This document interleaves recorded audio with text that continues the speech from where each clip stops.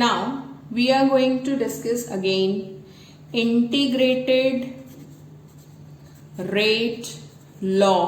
किसके लिए? For first order reaction. कल की तरह बिल्कुल सारे स्टेप्स कल की तरह हैं, कोई डिफरेंस नहीं है.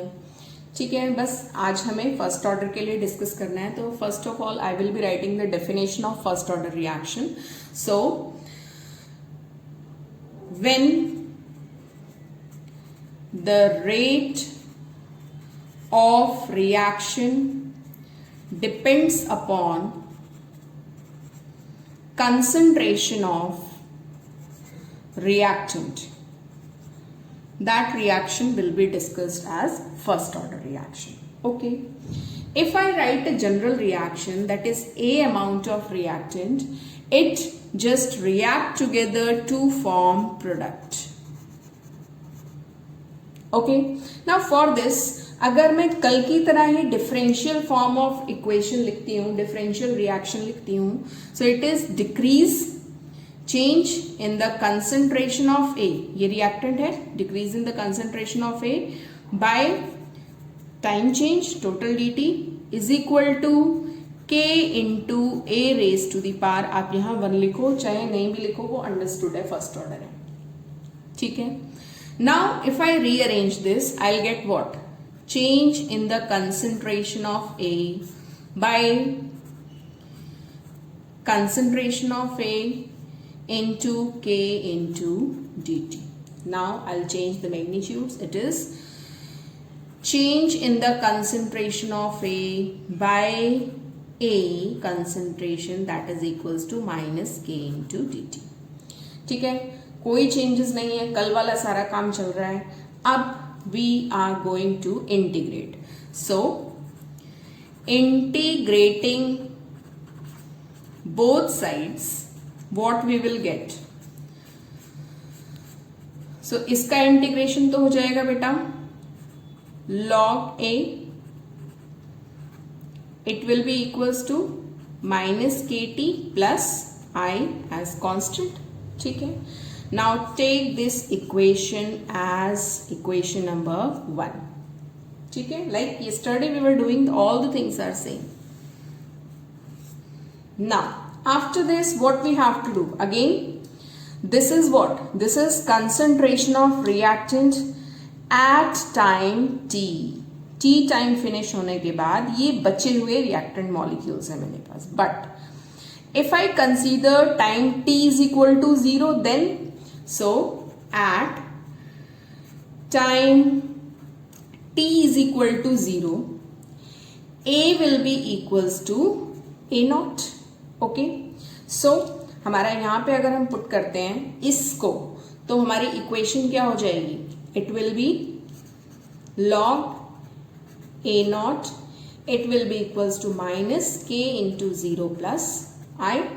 So I am left with log A naught, that is equals to I.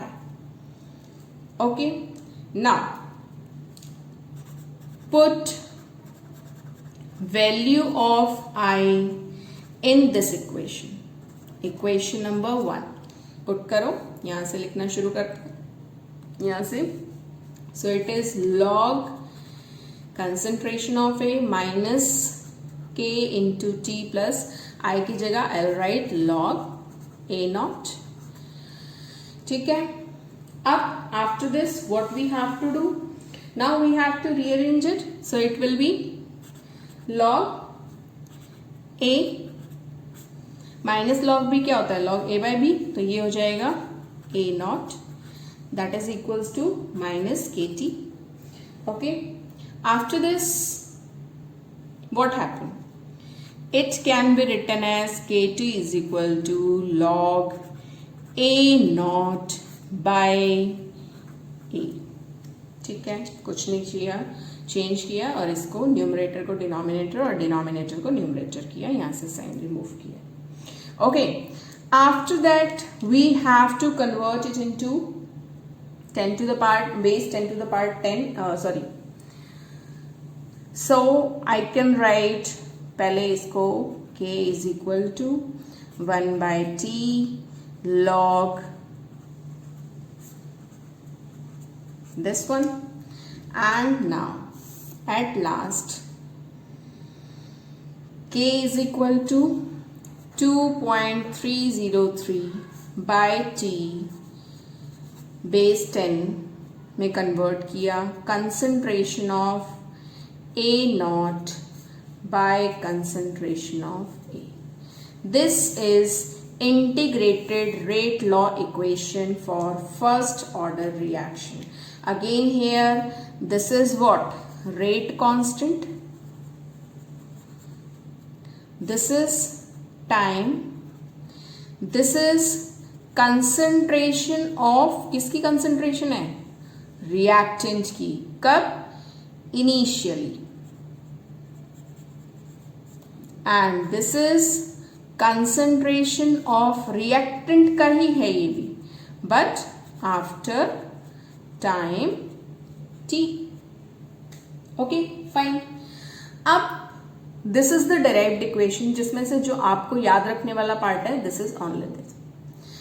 But when you see some extra books, आप वहां पे थोड़ी सी अलग भी मिल सकती है, ये मिलती है, बट उसके साथ साथ वहां पे इक्वेशन इस फॉर्म में भी आपको मेंशन की जाती है. मैं इसको मेंशन कर दे रही हूं अलग से. K equals to 2.303 by T log small A. Small A क्या है? Small A is initial concentration of the reactant. Okay, by अब इस इनिशियल कंसंट्रेशन में से x अमाउंट ऑफ रिएक्टेंट हमारा फिनिश हो चुका है, खत्म हो चुका है. So your equation can also be represented in this form. ठीक है, तो आप क्वेश्चन इस तरीके से करो या इस तरीके से करो, कोई इश्यू नहीं है. बस दोनों में डिफरेंस क्या होगा? यहां पे अगर आपको बोलता है वो कि आपके पास 60% रिएक्टेंट फिनिश हो चुके हैं, ठीक है, मीन्स 60% रिएक्शन कंप्लीट होके प्रोडक्ट बन चुकी है, तो हमारे पास रिएक्टेंट बचे कितने हैं? 40. ठीक है, तो आप इनिशियली कितना लोगे? 100, जिसमें से 60% जो फिनिश हो गए, तो आफ्टर टाइम टी हमारे पास कितने रिएक्टेंट बचे हैं? 40. तो आप कैसे करोगे? 100/40, तो log 100/40 हो जाएगा. यहां पे आप उसी चीज को थोड़ी अलग वे में लिखोगे. 100 यहां लिखोगे, then here you will write 100 minus 60, ले दे के वो 40 ही आएगा. तो इसमें कोई डिफरेंस नहीं है, केवल the way of writing, the way of representing the things is different. Okay, now as we were doing half life period for zero order reaction, like that also we will be doing it for first order also. Okay, so let's start with it. This is half life time for first order reaction. This I am going to discuss. इसमें भी कुछ special नहीं है. First of all, I will be writing the equation that is K is equal to 2.303 by T log initial concentration of reactant, that is concentration of reactant at time T is equal to 0, A naught, okay, by concentration of reactant at time T. ये है मेरे पास equation number 1 जो हमने already derive कर ली. Now here I will be putting the condition. I have to discuss half life time. So at time is equal to T half. अगर time हमारा T finish होने से पहले, उसके पहले ही हमारा उस T के आधे पे ही अगर हमारी रिएक्शन कंप्लीशन जो हम डिस्कस कर रहे हैं वहां पे अगर हम रेट कांस्टेंट डिस्कस करते हैं, देन तो if T is equal to T half, then हमारा ये क्या है? Again I am repeating, this is बचा हुआ reactant after time T finish होने के बाद. तो अगर हमारा इस टाइम का आधा ही फिनिश हुआ है तो इसका भी तो आधा ही फिनिश होगा. तो A will be A not by 2. ठीक है, so then equation first becomes, first equation क्या हो जाएगी बेटा अगर इसमें पुट करोगे?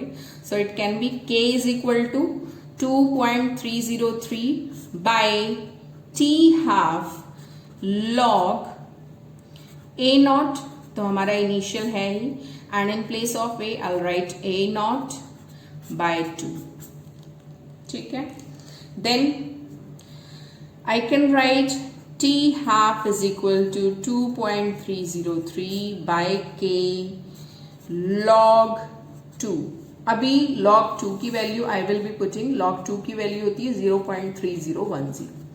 तो after multiplication I just get t half is equal to 0.693 by k. So this is equation for half lifetime for first order reaction and that was for zero order जो हमने पहले डिस्कस किया था. तो ये 4 formulas आपको याद रखने हैं, जिसमें again this is rate constant, t half is the half life. ठीक है, तो this is all about all the 4 derivations. Now we will be trying to discuss some of the questions. अच्छा, if I discuss one question है हमारे पास at 373 Kelvin the half life period for thermal decomposition of dinitrogen pentaoxide is 4.6 seconds. T half दिया हमको and is independent of initial concentration of N2O5. Actually initial pressure. Calculate specific rate constant at this temperature. Given आपको क्या है, reaction is first order, बस आपको इतना given. तो you see यहाँ पे हमको फर्स्ट ऑर्डर रिएक्शन के लिए हाफ लाइफ पीरियड दिया हुआ और के की वैल्यू पूछी गई है. तो फर्स्ट ऑफ ऑल मैं इसकी इक्वेशन ही लिख दूंगी. फर्स्ट ऑर्डर रिएक्शन के लिए T half is equal to 0.693 by K, जिसमें से T half I have provided with and K I have to calculate. So I will rearrange it. K is equal to 0.693 by T half. So it will be equals to 0.693 by 4.6 half life period, that is 4.6 seconds. So answer will come in approximately 0.15 second inverse. Okay, so this is the kind of questions which may come in exams. अभी इस पे बहुत सारे मतलब थोड़े typical questions भी हैं, थोड़े टेक्निकल क्वेश्चंस भी हैं, वो भी हम डिस्कस करेंगे. सो ये हमारा एक तरह का फर्स्ट हमने थोड़ा सा इंट्रोडक्शन दे दिया that what kind of questions are coming. Okay,